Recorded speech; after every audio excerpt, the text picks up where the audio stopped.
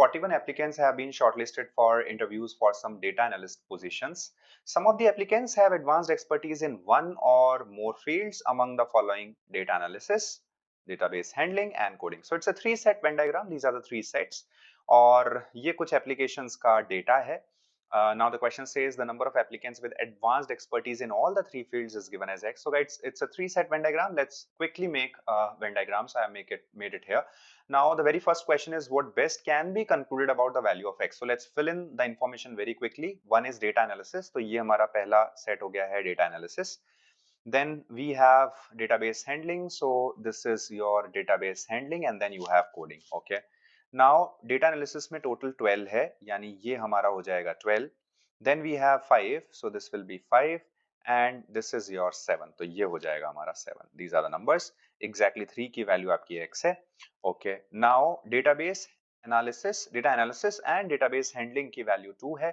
So this will be 2. यानी यहाँ से हम कह सकते हैं ये value होगी 2 minus x. Okay.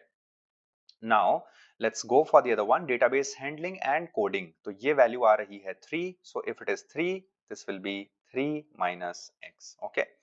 Now data analysis and coding.